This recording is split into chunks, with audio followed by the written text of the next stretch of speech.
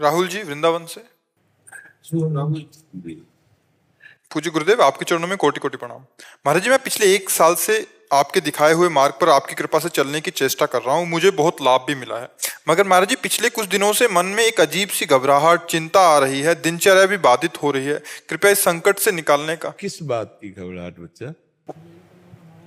कोई दोष हो गया, कोई दोष हो गया। हाँ, ऐसा भी हो सकता है। आप या तो कोई भगवत विधान के विपरीत कोई आचरण कर बैठे, या फिर दोष दर्शन किस है। हाँ, इससे हो जाता है। वैष्णव दोष दर्शन से, किसी संत महात्मा वैष्णव के प्रति दोष दर्शन होने से, जो उनकी कृपा से नाम में रुचि, भगवत मार्ग में रुचि, फिर वो बाधा पड़ जाती है। तो दोष क्यों करे बच्चा?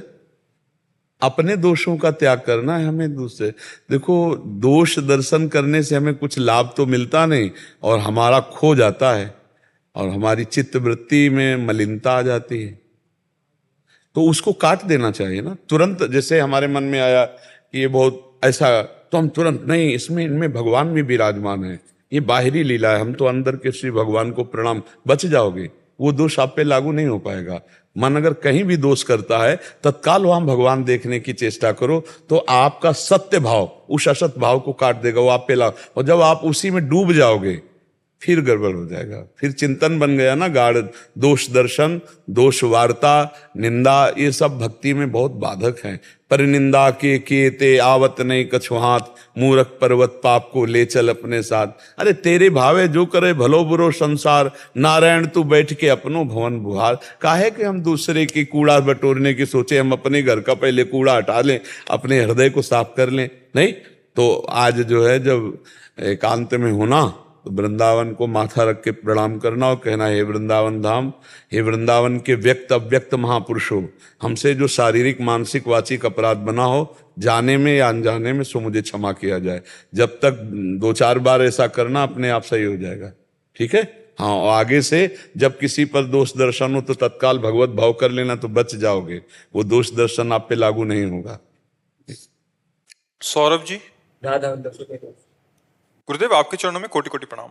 महाराज जी, इस शरीर की एक बड़ी बहन का अभी कुछ दिनों पहले कैंसर से देहांत हो गया। आपके बताए अनुसार मैंने रात को उनको श्री जी का चरणामृत, जमुना जल, वृंदावन की रज ये मुंह में डाल दिया था। 3-4 बार राधा वल्लभ श्री हरिवंश नाम भी कान में डाल दिया था, लेकिन उन्होंने सुना कि नहीं ये मुझे पता नहीं। पर उनका कल्याण इसलिए हो जाएगा कि उस वातावरण में जो भगवान नाम कीर्तन हुआ, उनकी अंतिम समय जो रज और यमुना जल का स्पर्श हुआ, उससे उनकी भगवत प्राप्ति हो जाएगी। उससे उनको कल्याण का मार्ग प्रशस्त हो जाएगा। मृत्यु लेकिन अगले दिन सुबह हुई थी। उससे कोई क्योंकि उनसे कोई पाप तो बना नहीं ना। और मैंने जो ये रज लगाते हैं ना, तो उसका लेपन भी कर दिया था। बहुत सुंदर। अरे एक कण रज छू जाए वृंदावन की ब्रज की, और अंतिम शरीर छूट रहा हो, तो उसका कल्याण हो जाएगा। पूज्य राधा बाबा की वाणी में पढ़ के देख लेना, हमारे रस ग्रंथ तो इस बात के प्रमाण ही हैं। गुरुजी, उनका जब शरीर छूटा था तो मैंने देखा था, तो यहाँ पर रज चिपकी हुई थी। बस आप चिंता न करें, शरीर में रज, मुख में यमुना जल, और कान में अगर राधा वल्लभ श्री हरिवंश नाम पड़ गया, हो गया मंगल। अंतिम सुधर जाएगा पक्का, इसमें कोई संशय नहीं। आप जो कहते हैं कि जो वहाँ रोते हैं तो पीना पड़ता है, तो रोता तो सबको, ये कोई रुक नहीं पाता, तो क्या होता? मतलब अपने जो सत्संगी हैं उनको नहीं रोना चाहिए। क्या रोना? ट्रांसफर हुआ है, जीव का ट्रांसफर हो, मरना क्या है? ट्रांसफर हुआ, इस शरीर से दूसरे शरीर में जाए या अपने भगवान के धाम जाए, तो उसमें रोना क्या है? रोते हैं अपन मोह के कारण। तो साधकों को नहीं रोना चाहिए। जो उत्तम साधक हैं, नाम कीर्तन करना चाहिए, उसके मंगल विधान करने चाहिए। रोने से क्या होना है? फालतू का प्यार दिखाए क्या फायदा है भाई? जो था वो तो गया, अब रोने से मतलब क्या है? राधा राधा राधा कीर्तन करो, उसका मंगल करो। जब सामने है वो, तो उतना हम उसको प्यार देते हैं, सेवा करते हैं। जब पधार जाता है, तो जहाँ भगवान उसको गति करेंगे वहां जाएंगे, हम उनके लिए मंगल विधान करेंगे। रोना धोना क्या है? या ज्ञानी लोग रोते धोते हैं, विवेकी या साधुजन या साधक जन ऐसे नहीं। इंद्रेश सिंह जी। मतलब महाराज जी, आपके चरणों में कोटि कोटि प्रणाम। महाराज जी, हमारे घर में लड्डू गोपाल जी की सेवा है। महाराज जी कह रहे हैं कि ये कोई लैब जो माइक्रो, जहाँ ब्लड चेक होता है या मूत्र आदि चेक होता है, वहाँ ये काम करते हैं, और इनको करना पड़ता है, छूना पड़ता है यूरिन आदि को। बट कह रहे फिर जब घर आते हैं तो इनको ऐसा लगता है कि मैंने तो वो छुआ था, अभी ठाकुर जी को कैसे नहलाऊं धुलाऊं। तो ठाकुर जी को नहलाने के लिए पहले अपने को नहाना पड़ेगा ना, ये तो करना पड़ेगा। जैसे वो सेवा करके आए समाज में, वो भी भागवतिक सेवा ही अंदर से है।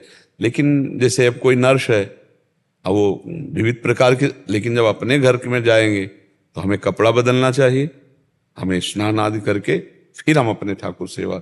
ऐसे थोड़ी कि वैसे ही कपड़े वैसे ही हम ठाकुर सेवा में लग गए जाए, ऐसा नहीं। ताकि स्नान करा के ठाकुर जी को जाते हैं, फिर वही मल मूत्र सब चीजों को स्पर्श करना पड़ता हाँ, फिर जब लौट के आएंगे तो कपड़ा वो उतार के रख देंगे, हाथ पैर धोएंगे, जल खींचेंगे, यमुना जल डालेंगे, आचमन करेंगे, फिर सेवा में लग जाएंगे। अब उन कपड़ों से तो वो तो कपड़े अलग ही होते हैं। मान लो जैसे ये पहन के जाओ तो इनको अलग रखो, आए हाथ पैर धोए, आचमन किया, ये कपड़े उतार दिए, घर के कपड़े पहने, ठाकुर जी की सेवा में लग गए। हाँ, ऐसा ही करना चाहिए। तो उसमें फिर बाद में संकोच थोड़ी करना चाहिए। हमारी वो सेवा भागवतिक थी, वो हो गई, अब ये अपने घर की सेवा में तो वैसे भी चाहिए कि बाहर के कपड़े घर में प्रयोग ना करें।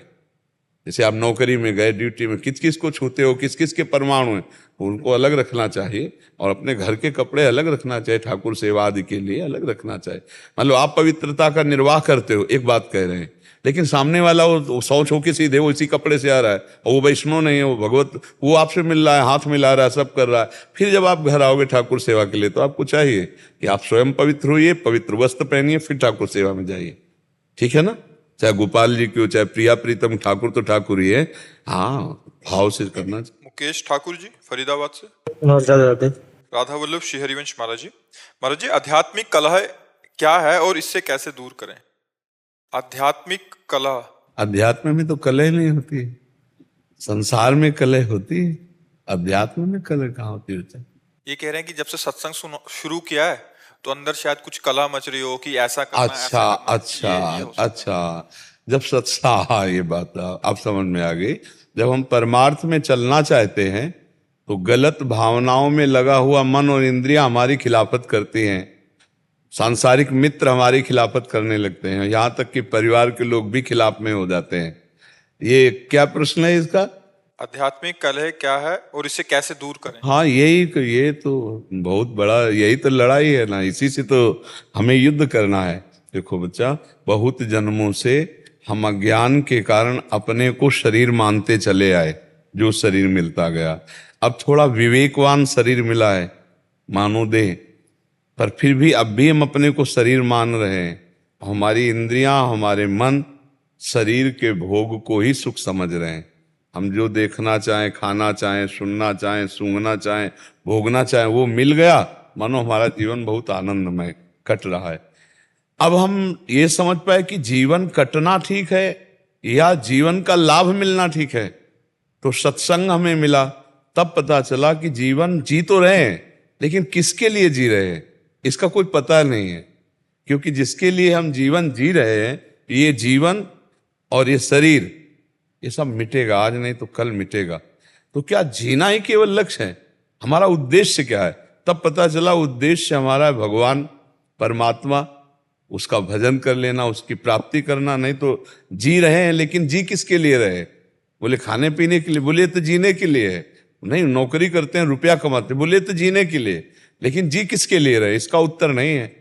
जी रहे हैं शरीर के लिए, जी रहे हैं शरीर संबंधियों के लिए, तो ये तो मिटेगा, ये कोई सत्य वस्तु है नहीं। तो जब अध्यात्म में ये हमें पता चला कि सत्य वस्तु सच्चिदानंद भगवान है और उनको प्राप्त करना परम कर्तव्य है, और नाम जब भगवान की चर्चा सुनना ये जब शुरू किया, तो अंदर के जो हमारे काम, क्रोध, लोभ, मोह, मद, मत्सर, ये हमें अधीन किए थे ना, वो सब बिगड़ गए। अब और हमको विचलित कर रहे हैं। अब कोई साथी नहीं मिल रहा। देखो, बुरे आचरण में तो साथी मिल जाएगा, लेकिन आप वृंदावन आओ, सत्संग सुनो, भजन करो, ऐसे हाथ मिलाने वाले नहीं मिलेंगे। नहीं, शराब पीने के लिए, क्लब जाने के लिए, नशा करने के लिए, व्यभिचार करने के लिए आपको उपदेशक मिल जाएंगे, सहयोग मिल जाएंगे, लेकिन आप अच्छे आचरण करने वाले, भगवान के मार्ग में चलने वाले, समाज प्रिय बनो, तो कोई तुम्हें जल्दी प्यार नहीं करेगा। ये पक्की बात है। हो सकता है तुम्हारे घर वाले ही विरोध में हो जाए। अब नाम जप के द्वारा तुमको ये पक्का करना है, दृढ़ करना है कि मैं अब भगवान के मार्ग में समझ लिया सत्य मार्ग को, तो अब चलूंगा इसी में, चाहे प्राण निकल जाए, कोई साथ ना दे, तो फिर आप जीत जाओगे, फिर आप माया पर विजय प्राप्त कर लोगे। नहीं तो टूट जाओगे, क्योंकि मन ही साथ नहीं देगा ना। जो मन है, हम उस पर आसक्त हैं, वही साथ नहीं, वही जलन पैदा कर देगा। वही अशांति कर देगा। अगर रोज सत्संग सुनोगे और नाम जप करोगे तो इस लड़ाई से जीत जाओगे। नहीं, लड़ाई तो है ही, इसमें जीत जाओगे और उसमें हार जाओगे। लड़ाई तो हो ही रही है। जो भजन नहीं करते उनका मन शांत है क्या? उनकी ओवर थिंकिंग बंद हो गई क्या? आप विचार कर, उनका निगेटिव सोचना बंद हो गया क्या? वो तो जल ही रहे। भजन करोगे तो थोड़े दिन का है, जब तक गंदगी तुम्हारी भस्म नहीं होगी तब तक आग जलाएगी तुम्हें। बेमतलब का चिंतन आपके अंदर जलन पैदा कर, नाम जप करो, अभी जलन पैदा हो जाएगी। आप देखो, तो नाम से तो आनंद मिलता है, जलन क्यों होती है? क्योंकि अभी हमारा मन गंदा है, तो उसको ताप के द्वारा पवित्र किया जाता है। इस सोना को जब गर्म किया जाता है, कसौटी पर कसा जाता है, तो उसका जो दोष होता है वो नष्ट हो जाता है। ऐसे मन के दोष हैं विकार, षड विकार, काम क्रोध लोभ मोह मद मत्सर, ये जलेंगे। इसलिए इसको सहन करना पड़ेगा। सहत सहत बाढ़ भगत इगरे तन गुर हितगार। जो सहन कर गया सो महात्मा, जो टूट गया वो संसारी। तो सहन करना तो पड़े। ये युद्ध तो बच्चा पूरा महाभारत युद्ध से भी बढ़कर है, क्योंकि महाभारत युद्ध में तो कम से कम अक्षोणी सहयोग थे। इधर कौरवों के पक्ष में 11 अक्षोणी, पांडवों के 7 अक्षोणी, और अपने साथ एक व्यक्ति भी नहीं है। तुम धर्म से चल रहे हो, तुम नाम जप कर रहे हो, भाई तुम्हारा जीवन धन्य। ऐसा तो कोई संत महात्मा ही कह दे तो कह दे, नहीं संसार में कोई मित्र तो है नहीं जो ऐसा सहयोग दे और ये कहेगा कि ये तो बेकार हो रहा है, अब हमारे लायक नहीं रहेगा, ऐसा संसार के लोग कहेंगे। बच्चा हिम्मत करके अच्छे मार्ग को तो जान ही रहे हो कि सत्य मार्ग है, तो सत्य मार्ग में चलो, ये धीरे धीरे सब शांत हो जाएंगे। बस नाम जप करते रहो, जितना नाम जप करोगे और सात्विक भोजन पाओ। देखो आज के सत्संग में था ना, हाँ, बाजार की चीजें बच्चा सात्विक नहीं है, ये गंदे भाव वाले, गंदे अपवित्र। कैसे जब बन के गरम गरम सामने आता तो तुम्हें लगता है बहुत अच्छा है, बनाने वाला नहाया था कि नहीं नहाया था, अपवित्र था कि पवित्र था, कहाँ हाथ छुआया था, कुछ पता नहीं है। शौचाचार का ज्ञान नहीं है, अपवित्र विचार। सब कोई थोड़ी शौच होने के बाद साबुन लगाता है और रज से हाथ धोता है, ऐसी पवित्रता है। तो अब अपवित्र बच्चा खान पान व्यवहार, तो उससे बुद्धि खराब होती है, स्वास्थ्य खराब होता है। भोजन सही करो।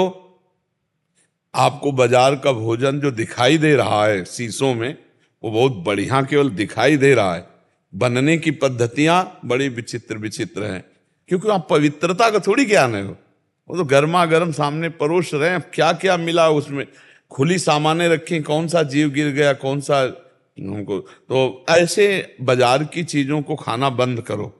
घर में अपने नमक रोटी खाओगे, स्वस्थ रहोगे। उसी पैसे की आप सब्जी ले आओ, फल फूल ले आओ और घर में पाओ। ये बाहर की चीजें हमें लगता है कि धीरे धीरे कम करो, बंद कर दो। अपने घर में जो बन जाए रूखा सूखा वो खाओ, तो तुम्हारी बुद्धि शुद्ध रहेगी, स्वास्थ्य ठीक रहेगा और नाम जप होगा। अब पिज्जा बर्गर खा के भजन तो नहीं होगा ले। हाँ, तो हमें लगता है थोड़ा तो यार बचना चाहिए। और बचे न बचे सत्संगी जन तो थोड़ा खान पान सुधार कर लें। बिना खान पान सुधार के बुद्धि शुद्ध नहीं, जैसा खाओ अन्न वैसा बने मन। अब गंदी अपवित्र चीजें खाओगे, तुम्हारा स्वास्थ्य नहीं ठीक रहेगा, तुम्हारी। और आजकल लोग, वो जवान में इतना स्वाद आता है ना कि फिर रोटी दाल कैसे अच्छी लगेगी। तो हमें लगता है थोड़ा खान पान सुधारना चाहिए, क्योंकि ज्ञान की बातें करने मात्र से ज्ञान तो नहीं हो जाएगा। जब तक सात्विक भोजन नहीं होगा, आचरण पवित्र नहीं होंगे, तब तक ज्ञान की केवल बातें कर लो, ज्ञान नहीं होने वाला।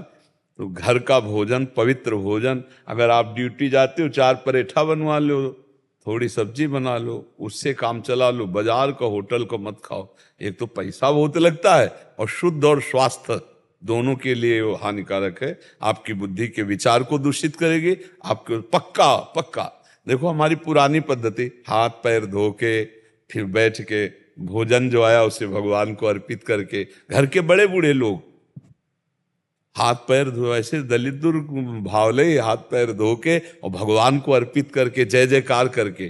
किसान आदमी घरों में हम देखते थे, जय भगवान की, जय भगवान की। भगवान कुछ मंत्र नहीं आ रहा, जय भगवान। भगवान तो जान रहे हैं ना, हे भगवान पाओ आप और पाले, हो गया, भोग लग गया, भगवान को समर्पित हो गया। पाटा में बैठ के नहीं, अब जूता पहने भोजन, बताओ बुद्धि भ्रष्ट हो जाएगी। वही जूता पहने शौचालय में गए, उसी से भोजन पाए तो बुद्धि शुद्ध रहेगी।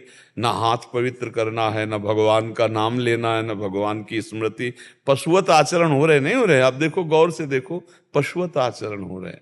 इसलिए भोजन सुधारो, आचरण पवित्र रखो। जितना आप आचरण पवित्र रखोगे, भोजन पवित्र रखेगा, उतना ही आपका विचार। और देखो, विचारों में आनंद है।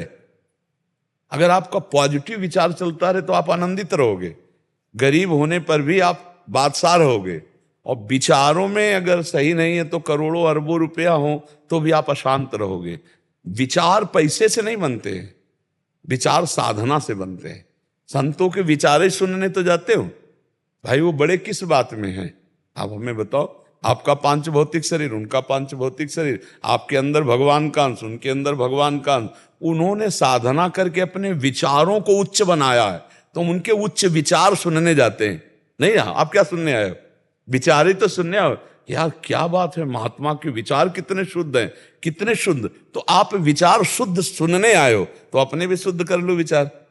इतना भी अंतर नहीं, उसी परमात्मा के आप भी बच्चे हो, उसी परमात्मा का रचा हुआ शरीर। आप विचार को दूषित कर दिए असाधन करके, और वो साधना करके विचार, उच्च विचार, तो आप उन्हीं उच्च विचारों को ग्रहण करने, उच्च विचारों को सुनने आए हो। तो ये विचार शुद्ध तभी होंगे जब आहार शुद्ध होगा। देखो, थोड़ी तमाकू खाओ, उसका प्रभाव होता है ना, तो इतना अन्न खाते उसका प्रभाव नहीं होगा। वो गलत होगा तो विचार गलत आएंगे, वो सही होगा तो विचार सही आ जाएंगे। बहुत सावधानी की जरूरत है।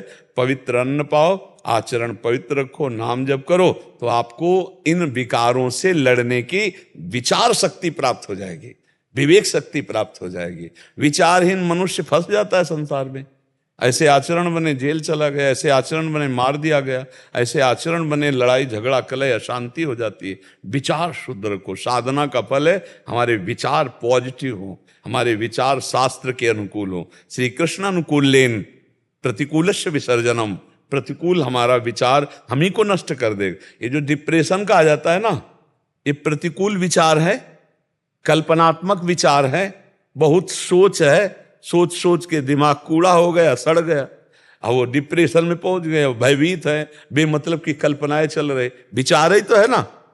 अगर यही विचार अच्छा हो गया तो आप बैठे बैठे आनंदित हो रहे हो। भगवान का चिंतन, भगवान की कृपा, दूसरों का हित, मंगल विचार, तो यही तो खास बात है। सत्संग में संतों के पास जो मिलता है वो केवल विचार मिलता है। उनके विचारों को हम अपने विचार में समाहित कर ले, अपने गंदे विचारों को छोड़ दें, तो बोले सत्संग से बड़ा लाभ मिला। सत्संग से लाभ क्या मिल रहा है? यही तो मिल रहा है ना। यही जीवन का सार है। वो आप बदलो, अपने जीवन को बदलो, अपने खान पान को बदलो, अपने आचरणों को बदलो, तभी आप भगवदानंद को प्राप्त हो। अंदर, अपने अंदर आनंद है, बाहर कहीं आनंद नहीं है, अंदर आनंद है। अगर आपके गोली लगा दी जाए, वो कहा जाए हर भोग भोगो और बताओ क्या आनंद है, तो आप नहीं बता पाओगे। पूछे क्यों? बोले कनपट्टी में लगाए तो चिंतन तो इसका बन रहा है। नहीं, अगर हमारा अंदर का चिंतन ना हो तो बाहर किसी भी भोग में सुख नहीं। आप बताओ, आप जब कोई सुख का स्वाद लेना चाहोगे तो आप एकांत होना चाहोगे, कोई बात ना करे, कोई छेड़े ना, चाहे वो भोजन का सुख क्यों ना हो, सुख तभी मिलेगा। अब आपको बात में फंसा ले और कोई दुखद घटना आपके प्रियजन की बताने लगे और आप भोजन पा रहे हो, आपको बिल्कुल पूछा जाए बाद में स्वाद कैसा है तो आप नहीं बता पाओगे, क्योंकि आपका चिंतन बदल गया। अगर यही चिंतन सच्चिदानंद भगवान में है तो यहां से सुख प्रकट होता है। हर समय मस्त एकदम आनंद बने रहते। पास कुछ देखो, जो पहले संत महात्मा थे, न कुटिया है, न रुपया है, न कोई व्यवस्था है, लेकिन फिक्र नहीं है, कोई चिंता नहीं। चाह मिटी, चिंता मिटी, मनुआ बेपरवाह, और जिनको कछुल चाहिए वो शाहन के साथ। क्यों? क्योंकि अंदर विचार भगवदाकार है, भगवान में वो तृप्त हैं, भगवान के चिंतन में आनंदित है। ये कुछ नहीं है जो तुम लोग सोचते हो कि वो आनंद वाली वस्तुएं, उनके पास कुछ नहीं, सही मात्रा में खाने को भी नहीं मिलता, लेकिन वो आनंदित है। और तुम्हारे पास सब कुछ है, पत्नी है, पुत्र है, परिवार है, शरीर है, खान पान, जब जो चाहो खा सकते हो, तो तुम आनंदित क्यों नहीं हो? इसका मतलब वो विचार नहीं है तुम्हारे अंदर जो आनंद प्रदान करे। तो सद विचार, सद आहार, सद आचरण, इनमें आनंद की प्राप्ति होती है। समझ रहे हो बच्चा? महाराज जी जैसे जैसे हम यहाँ आते हैं, इधर आते हैं आपके पास, तो लोग बोलते हैं तू क्यों जाता है वहाँ, बाबा ये कुछ नहीं है, अपने घर रहे, माँ बाप के पास है बाबा। तो वही तो हम तुमको पहले कहा कि ऐसा कोई मित्र नहीं मिलेगा, परिवार के ही विरोधी हो जाएंगे, है नहीं? अच्छा आप ये बताओ, यहाँ आने से कोई गलत शिक्षा हुई क्या आज तक? कोई गलत? अच्छा दूसरी बात, यहाँ आने के लिए कोई फीस लगती है क्या? और सही सलाह मिलती है और बढ़िया भगवान की चर्चा मिलती है। तो अब अगर कोई गलत कहे, आप क्लब जाओ, आपको कोई गलत नहीं कहेगा। आप गंदे आचरणों की तरफ बढ़ो, आपको कोई नहीं गलत कहे। लेकिन आप अच्छे आचरण करना चाहते हो तो आपके घर वाले भी। एक तो नौजवान भाई आए थे, उन्होंने कहा हमारा मोबाइल तोड़ दिया हमारे माता पिता ने, वो वीडियो भी पड़ा था। तो धर्म में चलने के लिए तो फिर थोड़ा सा विरोध सहना पड़ेगा। तो अब सतमार्ग में चलने के लिए है, किसी का कहीं अमंगल नहीं हो सकता, अमंगल नहीं हो सकता। साधुते होए न कारज हानि। हाँ अमंगल करने वाली चीज, अब जैसे शराब पी रहे हो तो शराब छुटवा दी गई, मांस नहीं खा सकते, पराई माता बहनों की तरफ गंदी दृष्टि, अधर्म का पैसा, घूस का पैसा, ये सब चीजें तो अब आ गए ना अपनी लाइन में। अब लाइन में आने का मतलब हो सकता है तुम साइकिल से चलो, पर तुम एक अच्छे आदमी बन गए, एक समाज सुधारक बन गए, एक मतलब जीवन अच्छा हो। अच्छा बहुत है तुम बेईमानी करके दूसरे का हृदय दुखा दुखा करके खूब रुपया इकट्ठा किया और बहुत बढ़िया गाड़ी खरीद ली और एक्सीडेंट हुआ, अंदर ही आग लग गई, जल के मर गए, फिर फायदा क्या हुआ? क्योंकि बुरे कर्म का बुरा फल तो भोगना ही पड़ेगा, अवश्य में भोक्तव्य। अच्छा साइकिल से चल रहे हो, थोड़ा धक्का लगा, गिर पड़े, फिर झरिया के चल दिया। तो भगवान जैसे रखे, धर्म से चलो, हमें लगता है बहुत बढ़िया रहता है। मस्ती धर्म में है, मस्ती सत्य में है। ये असत्य और गंदे आचरणों में मस्ती जो लोग ढूंढ रहे हैं, बहुत बुरा फंसेंगे, बहुत बुरा कष्ट भोगेंगे। इसलिए धर्म से चलो, और धर्म से चलने वाले को किसी की बड़ाई या प्रशंसा की जरूरत नहीं होती। अगर जरूरत रखोगे तो चल नहीं पाओगे, फिर ये पक्की बात है। इसमें तो अकेले चलना होता है। इतना तो समझ लो सच्चा मार्ग है, किसी को कष्ट नहीं दे रहे, कोई नशा नहीं कर रहे। अच्छा आप जहां हो वहीं आपको रहना है, जो आप कर रहे हो वही करना है, बस सच्चाई से करना है, नाम जप करना है। और बाबा जी बनना आपको सच्ची बताएं बहुत कठिन है। महीना दो महीना का काटना हो तो काट लो, पूरी जीवन काटना है भाई। पूरे जीवन में थोड़ी भी मिस्टेक हो जाए तो पूरे जीवन भर कष्ट सहा, ये कोई नहीं देखेगा।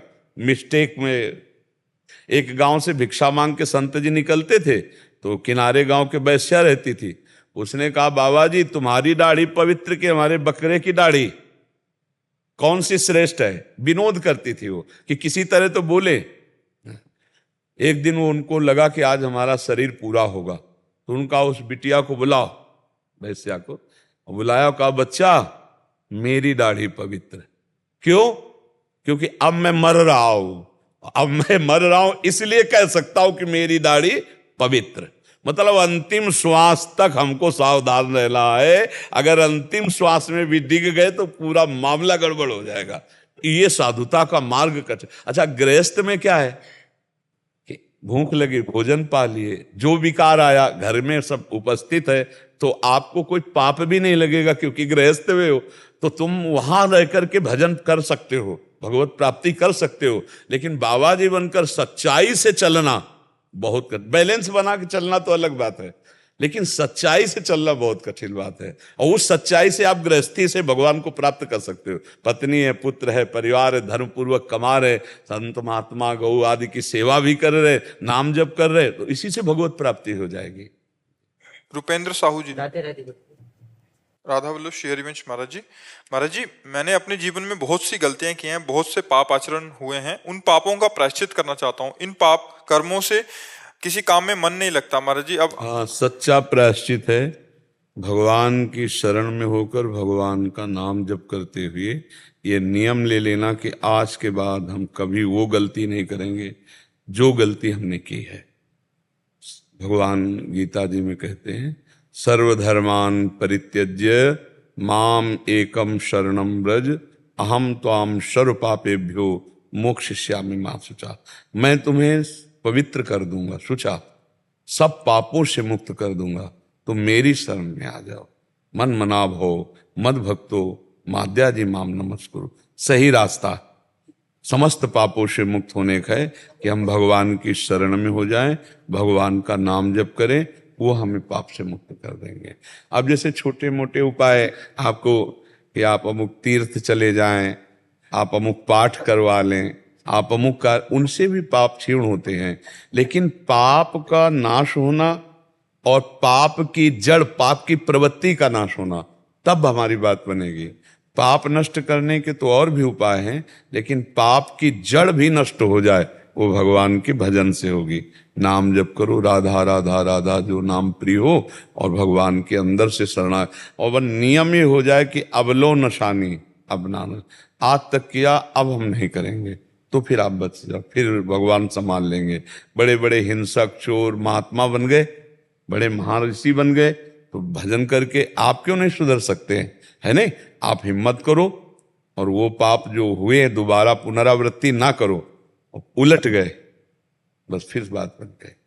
हाँ, उलट गए, जहां हम गलत मार्ग में चले थे अब उलट गए, अब हम भगवान के सन्मुख हो गए और पक्का नियम लेके अब गलती नहीं होगी। तो नाम जब प्रारंभ कर दो, भगवान के आश्रित हो जाओ, वो पाप नष्ट हो जाएंगे।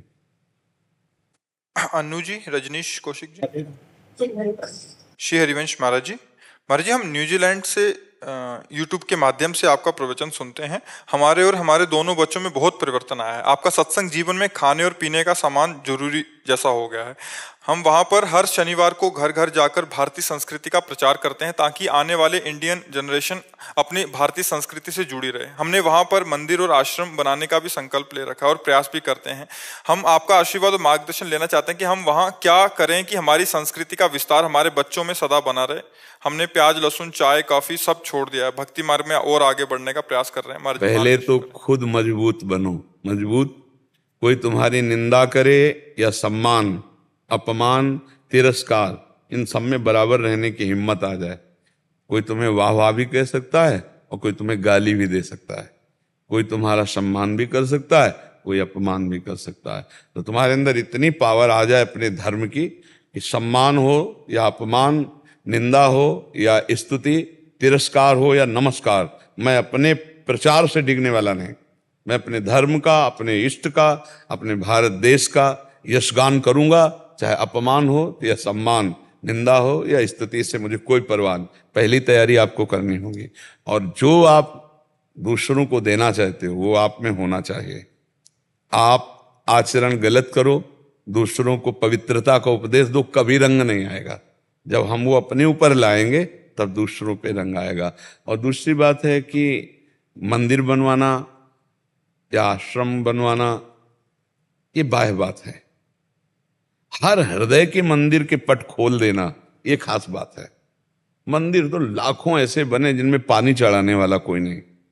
आपने नहीं देखा होगा, हम तो गंगा किनारे भ्रमण करते रहे तो सब भ्रमण में देखा, बड़े बड़े मंदिर बने, कबूतर बैठे, जाला लगा हुआ है, कोई दरवाजा खोल के जल चढ़ाने वाला नहीं, क्योंकि बड़े बड़े महात्मा करके चले गए, वहां कोई है नहीं, खंडेर पड़ा है। तो वहां मंदिर बनवाना एक अच्छा कार्य है, लेकिन मंदिर की आद्य पराण पूरी सेवा होती रहे ये कठिन कार्य है। मंदिर तो हम कह रहे 10-20 करोड़ का आप बनवा दिए, लेकिन अब जब तक रात दिन सेवा ठाकुर की जो मंदिर में विराजमान है, तो आप हो तो आप कर लिए, दूसरा आएगा उसका क्या भाव होगा, तीसरा आएगा उसका क्या भाव होगा, फिर चौथा पता नहीं कैसा व्यवहार करे, क्योंकि वो तो मंदिर आदि चीजें कोई एक पीढ़ी की तो है नहीं। हमें लगता है अगर हृदय मंदिरों में जागृति कर दी जाए और सबके हृदय मंदिरों में भगवान, हमारी धर्म की पद्धति जागृत हो जाए, तो इससे बड़ा कोई कार्य नहीं। एक आदमी सुधर गया, बहुत बड़ा मंदिर बन गया। एक आदमी अच्छे आचरण करने लगा, बुरे आचरणों का त्याग करके एक सुखी हो गया आपकी बात से, नाम जप करने लगा, तो बहुत बड़ा कार्य कर लिया। मंदिर बनवाने से भी बड़ा कार्य है ये भूले हुए हृदयों में भगवान की जागृति कर देना, ज्ञान जागृति कर देना, धर्म की, संयम की, पवित्रता की, आचरण की, ये बहुत बड़ी चीज है। इसीलिए हम बाह्य व्यवहार को ज्यादा महत्व नहीं देते, हम देते हैं आंतरिक व्यवहार का महत्व।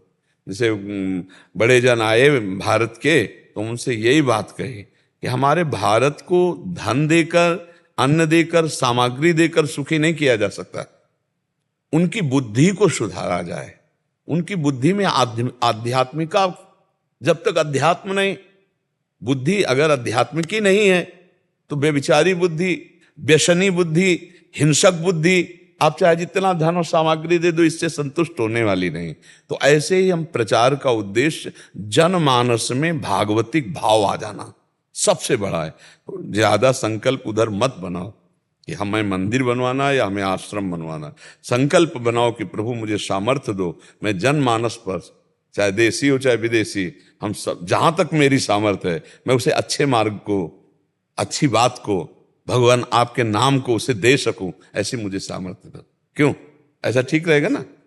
ये हाँ, इसी हम हर शनिवार जा रहे हैं बच्चों को पढ़ाने को। बिल्कुल ऐसा ही करो।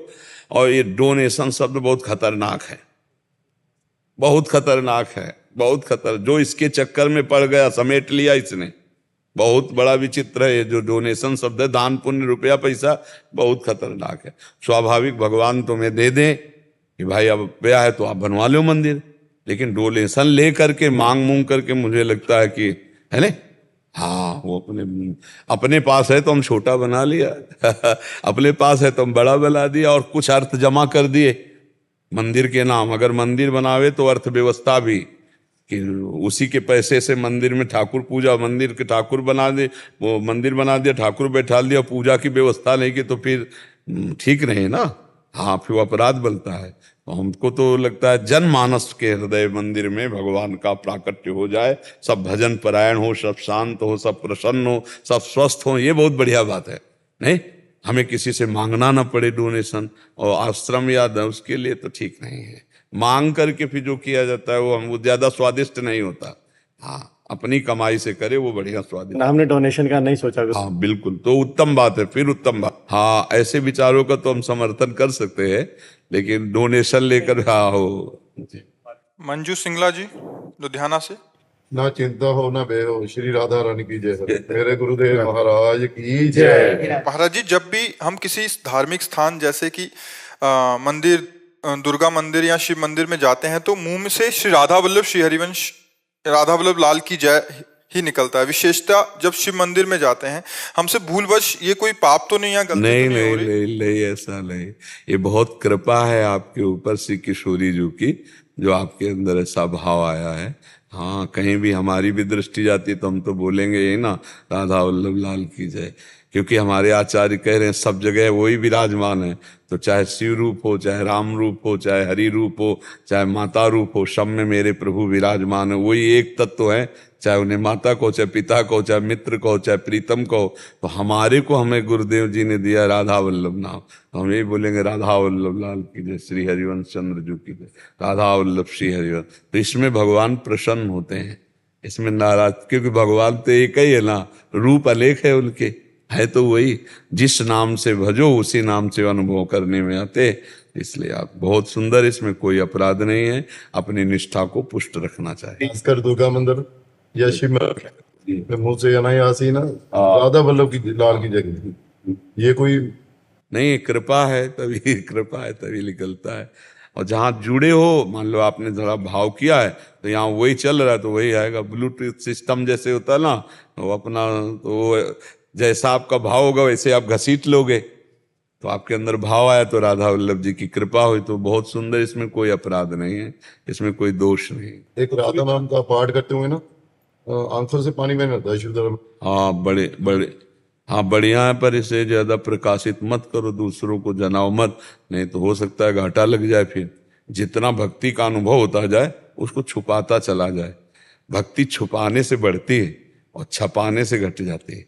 अपने लोगों का मन कहता है कि हमारी भक्ति छप जाए, लोग जाने तो अच्छा है, तो लोग ही जान जाएंगे, हरि नहीं जान पाए। और अगर हरि को जानाना तो सर्वज्ञ, वो सब जानते, लोग ना जान पावे। और अंदर ही अंदर खूब भगवान से प्यार करो। आंसू आना तो भगवान की कृपा का फल है। गुलशन राम जी जुगांडा से। राधे राधे। राधे राधे महाराज जी, आपके चरणों में कोटि कोटि प्रणाम। महाराज जी, मन प्रभु श्री राम जी के चरणों में उतना व्याकुल क्यों नहीं रहता जितना हनुमान जी, भरत जी, तुलसीदास जी का रहा? कब होगा राम जी का दर्शन? क्या उनके दर्शन भी उनकी कृपा से चाहिए? देखो, पर उनकी जीवनी तो देखो ना, प्रभु के लिए कितना समर्पण है, कितना त्याग है। हम में उतना समर्पण नहीं है, उतना त्याग नहीं, नहीं तो हम भी वैसे ही रोने लगे, हम भी वैसे ही विकल हो जाए।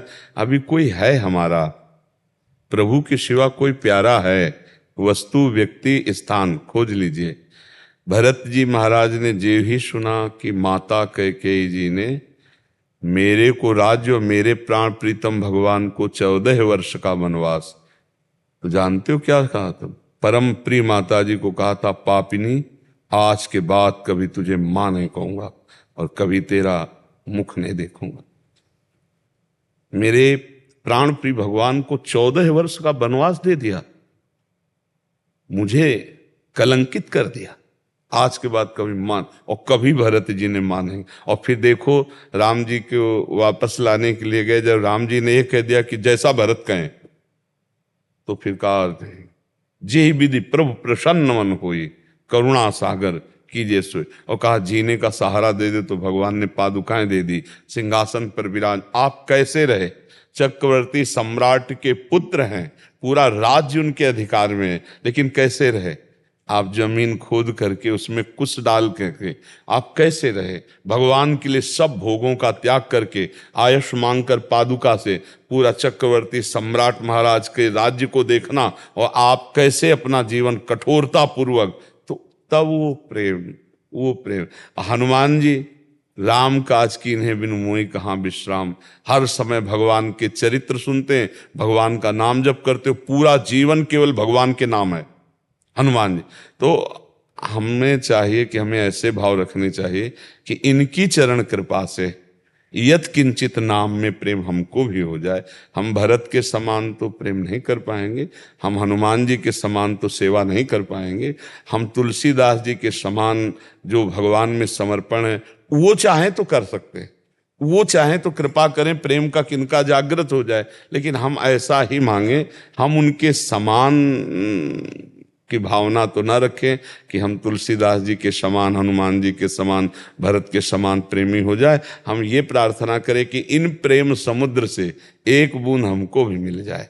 भरत जी का प्रेम समुद्र है, उनका एक छींटा हमारे भी हृदय में आ जाए। हनुमान जी का सेवा व्रत है, तो एक छींटा हमारे अंदर सेवा व्रत का आ जाए।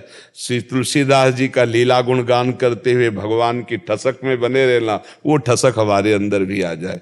गोस्वामी जी की जो ठसक है ना, आज सत्संग में सुना था, कह रहे थे हमारी जीभ गल के गिर जाए जो मैं किसी और को मानूं, हमारी जीभ गल के, बस मेरे जो कुछ है सिया राम है, ये ठसक आ जाए। हनुमान जी सेवा, हर समय भगवान की सेवा के लिए लालायित।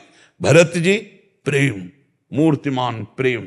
अगर मूर्तिमान सेवा तो हनुमान जी, मूर्तिमान प्रेम भरत जी, और सेवा प्रेम सुमिरन लीला कथा सब कुछ श्री गोस्वामी तुलसीदास जी। अरे महाराज अपार समुद्र हैं गोस्वामी जी, तुलसीदास जी अपार समुद्र, ज्ञान के, वैराग्य के, भक्ति के, सेवा के, समर्पण के, जिधर देखो उधर सब पूर्णता है, क्योंकि पूर्ण भगवान जिसके हृदय में प्रकाशित हो गए तो सब पूर्णता आ जाती है। तो हमारा कोई और है, हमें कुछ और प्यारा लगता है, वो जो प्यारा लगता है, जो कुछ है वो समर्पित कर दो प्रभु के चरणों में, विकलता आ जाएगी। ये विकलता भगवान ने कहा है, सबकी ममता ताग बटोरी और मम पद मन ही बांध बर डोरी। यहाँ तक कि अपने देह की भी ममता न रह जाए, अपना सुख न रह जाए, हमारा सुख प्रभु हैं। जब ऐसा भाव आने लगेगा तब फिर लगेगा कि जो हमारे जीवन है, हमारे प्रभु आज तक देखा तो नहीं, अब कब देख पाऊंगा। और वो फिर जो विकलता शुरू होती है, हे नाथ मुझ अधम पर कब कृपा करो, फिर वो रोना, फिर वो तड़पना, फिर वो जीवन में जो आता है ना, वही प्रेम है, वही प्रेम। तो प्रेम तो आएगा ही, पर हमें लगता है हम बार बार भरत जी, हनुमान जी और गोस्वामी जी के चरणों में गिरकर प्रार्थना करें कि आपकी जूठन मिल जाए, आपका थोड़ा किनका, आपके समान प्रेम तो सामर्थ्य नहीं प्रभु, आपकी किनका मिल जाए, प्रेम का किनका मिल जाए। हनुमान जी के समान सिर्फ हनुमान जी हैं, भरत जी के समान सिर्फ भरत जी महाराज है, और गोस्वामी जी के समान सिर्फ गोस्वामी जी। ये सब अद्वितीय है, ये सब भगवत स्वरूप है। उनके समान हम, उनकी कृपा हो जाए तो कुछ दुर्लभ नहीं, बका हमारी सामर्थ्य तो नहीं कि उनके समान हो जाए। क्यों भाई, हनुमान जी के समान हो सकता है कोई? हनुमान जी के समान भरत जी के समान। भगवान श्री राम कह रहे सच्ची कहता हूं हनुमान, अगर भरत को सूचना नहीं मिली, केवल अवधि की बात जो रहे कि राम जी अमुक समय आएंगे, बस अगर सूचना नहीं मिली और विलंब हो गए तो भरत के प्राण चले जाएंगे। ऐसा भगवान से प्रेम है। और हनुमान जी महाराज देखो हर समय चरण लिए रहते हैं, सेवा में उनके समान, जिनके रोम रोम में सिया राम गूंज रहा है, जिनके हृदय मंदिर पर सिया राम विराज, उनकी समानता अश्रु प्रवाह करते, यत्र यत्र रघुनाथ कीर्तनम तत्र तत्र कृतमस्त कांजिलम वाष्पवारि परिपूर्ण लोचनम, जिनके नेत्र हर समय आंसुओं से भीगे रहते हैं, जो सेवा के लिए हर समय उत्साह, ये और साक्षात भगवान शंकर जी हैं। हनुमान जी महाराज साक्षात भगवान शंकर जी। हमें लगता है इन भगवत स्वरूपों की थोड़ी कृपा आ जाए कि भगवान से हमें प्रेम हो जाए, इनके समान हम कहाँ हो सकते हैं, हम तो अधम जीव हैं, ऐसा भाव करें और इन महापुरुषों का कृपा प्रसाद आ जाए, थोड़ा भगवत प्रेम प्रकाशित हो जाए। पर जो भगवत प्रेम प्रकाशित होने में बाधा है वो हमारा कोई और है। हम कहीं राजी हो रहे हैं, कोई भोग, कोई व्यक्ति, कोई वस्तु, कोई पद, कोई बल, चाहे धन हो, तो कुछ है जो हमें प्रभु से विलग किए हुए। अगर कुछ न रहे, सबकी ममता ताक बटोरी, तो अभी हृदय विकल हो जाए कि जो मेरे प्रीतम है, जो मेरे प्राण प्यारे, उनको मैंने देखा नहीं, क्या करूं, किसके पैर पड़ूं, कहाँ जाऊं, कैसे मिले, और वो विकल होकर रोने, उसी रोने में भगवान की प्राप्ति होती। रुदु सुस्वरम राजन कृष्ण दर्शन लालसा, तो करुणा निदान भगवान जब देखते कि मेरे बिना अब जी नहीं सकता, तो प्रकाशित हो जाते हैं, कहीं और थोड़ी, हृदय में। और हृदय में प्रकाशित हुए तो दृष्टि ही बदल गई, तो जड़ चेतन जग जीव जत सकल राम में जान, जिधर देखता है उधर सब प्रभु दिखाई देते हैं उसको।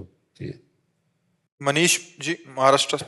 जी महाराज जी राधे राधे। महाराज जी जैसे प्रभु श्री राम जी के प्रेमी संत हैं, श्यामा श्याम के प्रेमी संत हैं, वैसे क्या महादेव जी के भी प्रेमी संत हैं या महादेव के बहुत बड़े बड़े प्रेमी हैं, बहुत प्रेमी, काशी में रहे हम। हाँ, महादेव के प्रेमी कैसी बात करते हैं, महादेव जी के बहुत प्रेमी रहे। अब महादेव का नाम लेते तो अब उन्हीं के प्रेमी तो रहे। हाँ, सुनने नहीं मिलता ना महाराज जी उनका नाम लीला ये सब धाम। काशी कितने दिन रहे हो? कभी कभी जाते हैं महाराज। तो जाने से थोड़ी पता चलता, वहां रहो तब प्रेमियों को महादेव से प्रार्थना करो कि अपने प्रेमी। देखो महादेव जी के कई प्रकार के उपासक है, एक तो है अवधूत कोटि के, एक है अघोरी कोटि के, एक है आचार्य कोटि के, और एक है प्रेमी जन। प्रेमी मिलना अलग बात है, ज्ञानी मिल जाएंगे, अवधूत कोटि के मिल जाएंगे, अघोरी मिल जाएंगे, लेकिन जो शिव जी से प्यार करते हैं वो तो बहुत ही मतलब बिरले ही होंगे। तो इसलिए ऐसा नहीं कि नहीं, बहुत एक से एक प्रेमी। हम चूंकि वहां घाटों में रहे ना, तो घाटों में सब महात्माओं के दर्शन होते, एक से एक प्रेमी महात्मा, हजारों प्रेमी महात्मा है, भगवान शिव के हजारों प्रेमी महात्मा है। और पूरे विश्व में देखो, हम जिधर जन्मभूमि थी ना, उधर कृष्ण जन्माष्टमी मनाई जाती थी, और बकाया पूरा शिव का ही क्षेत्र है, हर जगह शिव उपासना, कोई उत्सव कोई कुछ, तो सब भगवान शिव का अभिषेक, शिव का ही सब, बहुत बड़ी उपासना शिव जी। क्योंकि हमने गाँव और सब में देखा है शिव उपासना। अब कुछ भक्ति ना हो, इतनी भक्ति तो है, नहा धो के लोटा भरे हो, गंगा जल या जो भी नजदीक हुआ वो पावन जल भगवान शिव में चढ़ाया, ये तो भक्ति गांव घर में भी है, नहा धो के एक लोटा जल जो है भगवान शंकर को चढ़ाना। प्रेमी मिलना कठिन है, प्रेमी एक अलग चीज होती है, जो उनके प्यार में बहुत सुंदर है भगवान शिव और बहुत भयंकर है भगवान शिव, दोनों है ना। हाँ, भयंकर इतने हैं कि पूछो मत। जब भयंकर रूप दूल्हा रूप बन के गए थे ना, तो माता जो पार्वती जी की थी, तो उसमें बालकनी में थी महल के, भाई बारात, जो बाराती में सबसे पहले भगवान की जो ही देखा, भगवान श्री हरि और पूरा परिकर, बोले जिसके बाराती ऐसे दूल्हा कैसा होगा। फिर देवराज इंद्र पीछे, अरे फिर क्या कहना, बहुत सुंदर बाराती, ब्रह्मा जी वेद मूर्तिमान। अब आया जब दूल्हे का नंबर, और उनके साथ थे को मुखहीन विपुल मुख काहू, किसी के मुख ही नहीं है और किसी के बहुत से मुख हैं, और कोई मुंह से आवाज निकाल रहा है, जैसे वो अगिया बैताल जो है ना, वो ऐसे छोड़ रहे थे अपने, और भूत प्रेत नाच रहे थे। महाराज जटाजूट का श्रृंगार, गंगा जी मुंडों की माला, भयंकर सर्प और बभूत रमी हुई जटाओं का जो भी पार्वती की मैया ने देखा, बोले अपनी पुत्री को लेके पहाड़ से गिर के आत्महत्या कर लूंगी, ऐसे दूल्हा के साथ ले भरूंगी। मामला नारद जी के पास पहुंचा। नारद जी ने कहा कि हिमालय ने कहा सब चौपट हो गया। अरे भगवान शिव से कहो अपने रूप में आवे, ऐसा भयंकर रूप ब्याह के लिए धारण किया जाता है क्या? बोले मैना जो है बिगड़ गई, ब्याह कहा कि ब्याह होने, जीते जी ब्याह नहीं होने दूंगी, कहो थोड़ा अपनी लीला समेटे।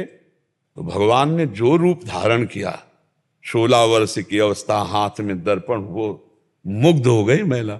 नारद जी ने कहा ये देखो इस शिव का रूप है, ऐसा गौर वर्ण, कर्पूर गौरम करुणा अवतारम, साक्षात करुणा बपू हैं भगवान शिव। बहुत लाडले हैं, बहुत प्यारे हैं, बहुत भयंकर है।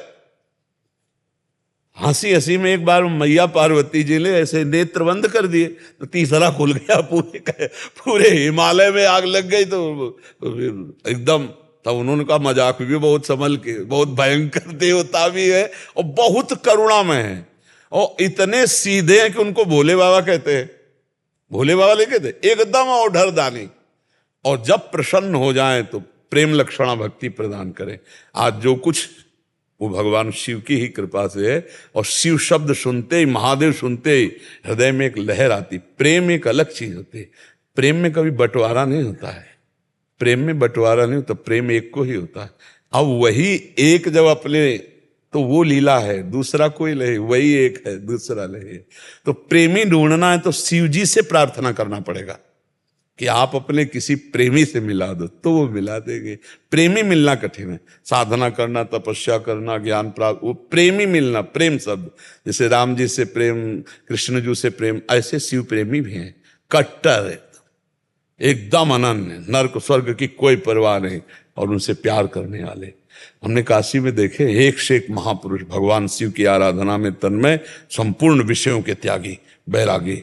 काशी नगरी तो आनंद वन है भगवान शिव का, जैसे वृंदावन तो श्री प्रिया प्रीतम का, श्यामा श्याम का, ऐसे हो तो काशी नगरी आनंद वन है भगवान शिव का। राधा राधा राधा राधा राधा राधा राधा